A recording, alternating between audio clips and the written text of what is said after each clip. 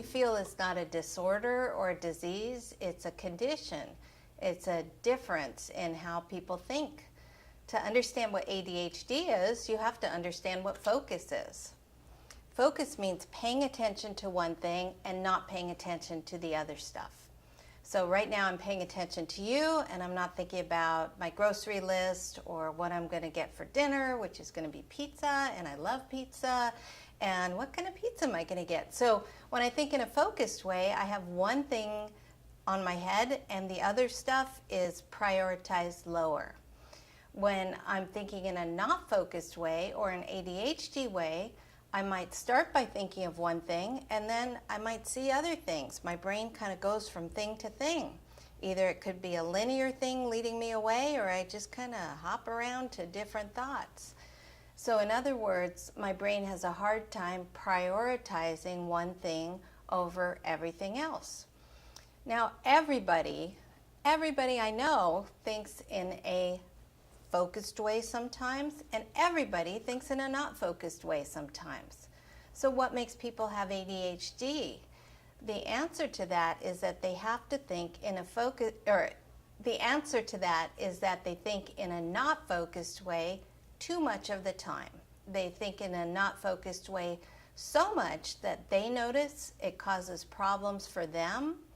That's both at home and at school.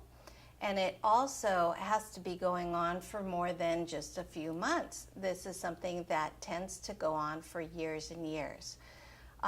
There are criteria that a group of psychiatrists and psychologists have gotten together called the Dsm Criteria, which you can look up. But the characteristics of ADHD that they list include things like making silly mistakes, and they also list things like not listening, being disorganized, getting distracted easily, and procrastination. People, and I'm going to also explain that people get confused by the terminology.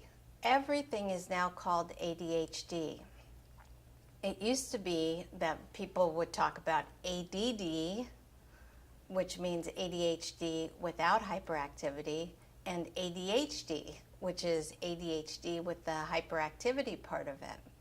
However, the terminology has changed. Everything is called ADHD now. Some people are inattentive, in which case we call them ADHD inattentive, and that's what most people had thought of as ADD. Some people are hyperactive, and some people are combined, but everything is now termed ADHD. ADHD means many different things to me. I want to touch on what Sarah said, that there's many different types of ways that ADHD is manifested. Not all kids with ADHD are the same. We may have similar challenges, and may have similar patterns of behavior, but ADHD is manifested in many different ways. I think ADHD means to me, I picture a lighthouse.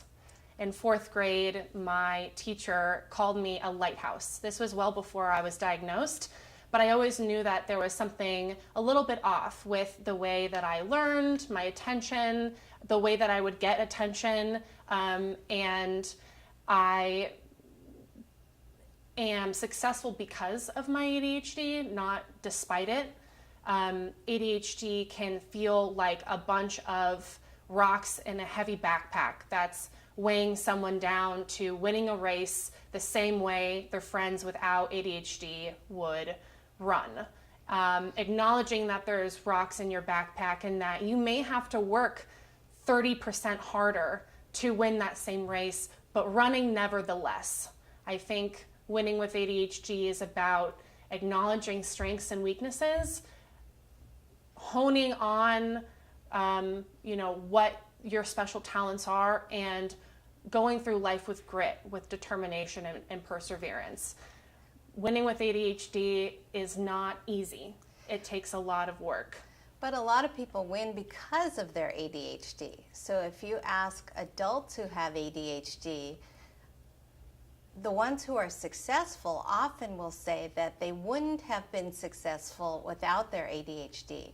ADHD causes them to think differently, which if you want to get ahead of everybody else who's normal, that's a good thing.